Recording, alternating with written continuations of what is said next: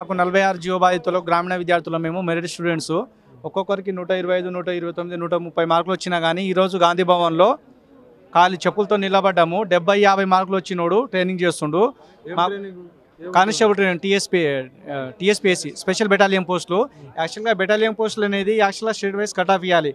కాకపోతే TSLPRB chairman దొంగ నా కొడుకు చైర్మన్ వివి శ్రీనివాసరావు గారు ఆంధ్ర కేటగిరీకి చెందిన వ్యక్తి కాబట్టి 1వ తరగతి నుంచి 7వ తరగతి వరకు ఎవరైతే హైదరాబాద్లో చదువుకుంటారో వాళ్ళకు ఆంధ్ర స్టూడెంట్స్ ఇక్కడ ఎక్కువ ఉంటారు కాబట్టి వాళ్ళ బెనిఫిట్ కొరకు ఈ జియో అనేది మాకు తెలియకుండా జియో అనేది దాచిపెట్టి రిజల్ట్ వచ్చిన తర్వాత 46 జియో ఇంప్లిమెంటేషన్ చేయడం జరిగింది.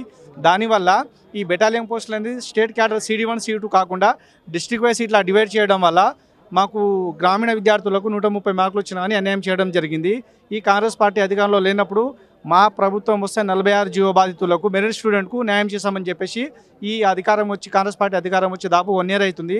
మా 46 జియో బాధితులు ఇంకా ఈ విధంగానే అన్యాయంగా గురి అవుతున్నారు. శ్రీధర్బాబు సార్ కలిసి మేము రీప్రజెంట్ చేయడం జరిగింది. ఇది నా చేతిలో ఏం లేదు, ఇది ప్రెసిడెన్షియల్ ఆర్డరు. కావున దీనికి ఒకవేళ మేము ఇచ్చినా కానీ ఇది కోర్టు ద్వారా చిక్కులు వచ్చి పడుతుంది. కాకపోతే ఇంకో మీకు 2-3 days టైం ఇస్తా. నాకు వీళ్ళు ఎన్నికల మేనిఫెస్టోలో పెట్టారు కదా, మీకు హామీ ఇచ్చారు కదా, మేము కాంగ్రెస్ పార్టీ అధికారంలోకి రాగానే తప్పకుండా ఈ జీవోని మేము పాస్ చేస్తాము, మీకు న్యాయం చేస్తామన్నారు కదా. అదేనా ఈ 46 జియో దాని గురించి ఈ 46 జియో కంటే మాకంటే ఎక్కువ వాళ్ళకే తెలుసు. శ్రీధర్బాబు సార్ కానీ, సీతక్క కానీ, కోమటిరెడ్డి వెంకటరెడ్డి, ఉత్తమ్ కుమార్ రెడ్డి సార్ కానీ, యాక్చువల్గా మాకు మల్కాజ్గిరి ఎంపీ రేవంత్ రెడ్డి గారు, ప్రస్తుతం ముఖ్యమంత్రి రేవంత్ రెడ్డి గారు ఉన్నప్పుడు కూడా మేము వెళ్ళి కలవడం జరిగింది. PCC అధ్యక్ష హోదాలో కూడా మేము అతన్ని కలవడం జరిగింది. మా గవర్నమెంట్ వస్తే మీకు న్యాయం చేస్తామని చెప్పడం జరిగింది.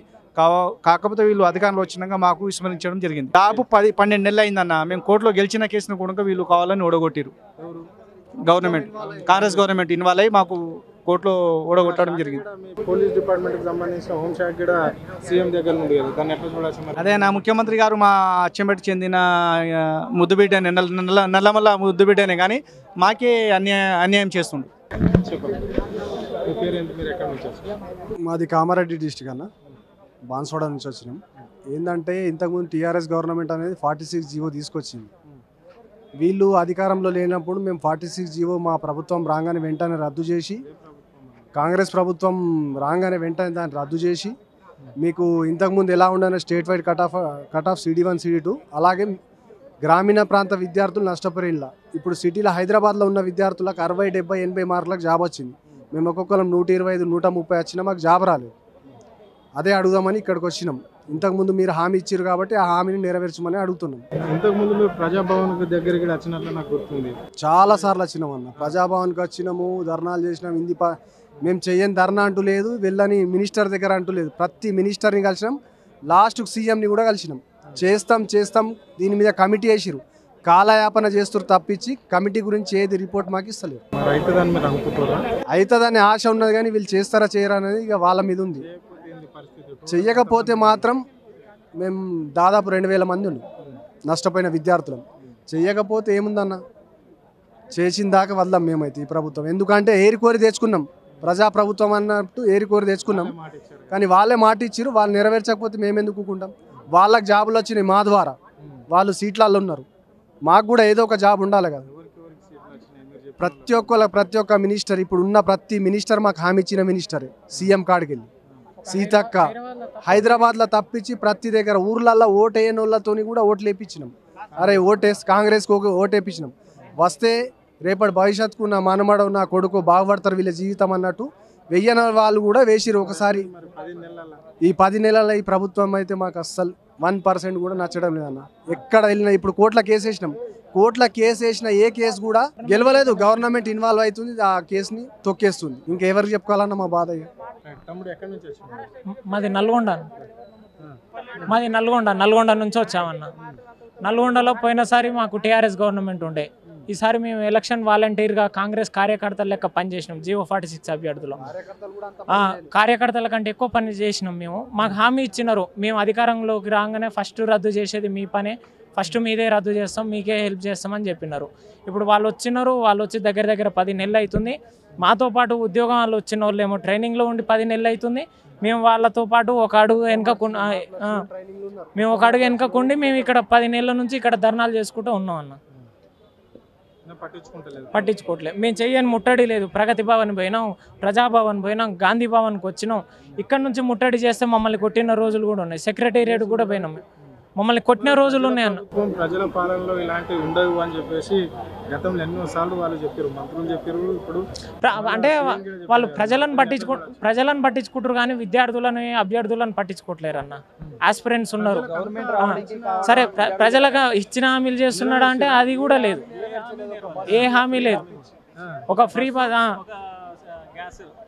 గ్యాస్ కరెంటు కూడా తక్కువ, చాలా తక్కువ మందికి వస్తుంది. ఆ సబ్సిడీ కూడా ప్రతి ఒక్కరికి వస్తుందని కాదు. 46 గురించి ఊర్లు మేము తిరిగి ధర్నాలు చేసి వీళ్ళకి గెలిపిస్తే ఊర్లు పల్లెటూర్లు మారుమూర గ్రామాల్లో తిరిగి మేము వీళ్ళకి ఓటేయండి, మా భవిష్యత్తు మారుతుంది, మేము నిలబడతాం, మేము ఒక జాబ్ వస్తుంది, చిన్నపాటి జాబ్ వచ్చినా మా కుటుంబాలు బాగుపడతాయని వీళ్ళకి ఓటేపిస్తే ఇప్పటి వరకు సంవత్సరం కావస్తుంది. ఒక్కరికి తక్కువ మార్కులు వచ్చిన వాళ్ళకి వస్తుంది, కానీ ఎక్కువ మార్కులు మెరిట్ తెచ్చుకున్నవానికి మాత్రం రావు జాబులు. తక్కువ మార్కులు 52 మార్కులకు వస్తాయి, 56 మార్కులు వస్తుంది, అందరికి వస్తుంది. అది గ్రౌండ్లలో ఉరికి 80 మార్కులు, 70 మార్కులు, 90 మార్కులు, 85 మార్కులు తెచ్చుకున్నాడు ఒక్కొక్కడు. వీడు 85 మార్కులు తెచ్చుకోండు గ్రౌండ్లో మెరిట్. జియో నెంబర్ 46 అనేది 2018లో లేదనా. ఈ కొత్తగా జియో నెంబర్ తెచ్చి ఈ కొత్తగా జియో నెంబర్ 46 కొత్తగా తెచ్చి మా జీవితాలను నిండా ముంచిన ఈ ప్రభుత్వం ఈ రాకముందన ఇప్పుడు ఎలక్షన్ వచ్చిన 2018 మొన్న రీసెంట్ ఎలక్షన్ వచ్చినప్పుడు మేము కార్యకర్తలు లెక్క తిరిగినామన్న. ప్రతి ఇంటి మా సొంత బీఆర్ఎస్ ఉన్న వాళ్ళు కూడా ఈ కాంగ్రెస్ చేస్తే మనకు ఈ జాబ్లు వస్తాయి అని ఆ ఉద్దేశంతో ఇంటింటికి ప్రచారం చేసినాం. కానీ ఈరోజు చూస్తుంటే మమ్మల్ని ఎవరు దిగేటట్టు కూడా లేదన్న. ఎప్పుడు వచ్చినా రేపు కలుద్దాం, ఇవాళ కలుద్దాం, నాకు బీచ్ ఉంది, అది అని ఇదని. ఈ రోజు కూడా వచ్చామన్నా. అయితే రేపు సాటర్డే మంత్రి అన్నాడు కదా, రేపు 26 తారీఖులో రామని చెప్పండి, శనివారం మిమ్మల్ని అడ్వకేట్ దీన్ని తీసుకురామని, మీరు 4-5 వచ్చి మాట్లాడదని చెప్పిరన్నా. ఇది జియో నెంబర్ 46 ఈ హైదరాబాద్ రాచకొండ యాక్చువల్గా ఇవ్వాల్సింది క్యాడర్ 1 క్యాడర్ 2. కానీ ఈ హైదరాబాద్లోనికి 60 మార్కులు 70 మార్కులు వచ్చిన వాళ్ళకి కూడా జాబ్ వచ్చిందన్న. నాకు 124 మార్కులు అన్న. మాది సూర్యాపేట డిస్టిక్. అయినా మాకు జాబ్ రాకుండా ఇప్పుడు రోడ్ల మొత్తం తిరుగుతున్నాను. వచ్చిన వాళ్ళంతా అభ్యర్థులు 120 పైబడే కానీ కింద ఉన్న వాళ్ళు ఎవరు లేరు. ఈ గవర్నమెంట్ అనేది మీరు కూడా మీ మీడియా మిత్రులు కూడా ఒకసారి మేము గవర్నమెంట్ కూడా క్వశ్చన్ చేయండి. ఈ అంతా నిరుద్యోగులు జీవితాలతో ఆడుకుంటే బాగుండదని మీరు కూడా రిక్వెస్ట్ చేయాల్సిందిగా మనవి చేస్తున్నాను. గవర్నమెంట్ రాని కారణం 46 జియో వాళ్ళు తప్ప, అభ్యర్థులు తప్ప వేరే వాళ్ళ ద్వారా రాలేదు. ఇప్పుడు నల్గొండ, ఖమ్మము అటు సైడ్ మొత్తం గెలవనికి 48 సీట్లు మొత్తం గెలవనికి కారణము మా 46 బాధితులే తప్ప వేరే వాళ్ళు ఎవరు ధర్నాలు ఎవరు చేయలే. మేము చేసినాం. మేము 11 సీట్లు గెలవనికి కారణం కూడా మేము. 10 నెలల తర్వాత ఏముంది, కాలయాపన తప్ప. ఏజ్ పెరుగుతుంది, పెళ్ళిళ్ళు కావట్లే, జాబులు లేవు, రోడ్ల మీద చిన్న పార్ట్ టైం వర్కులు చేసుకుంటే తిరుగుతున్నాం, అంతే, ఏం లేదు.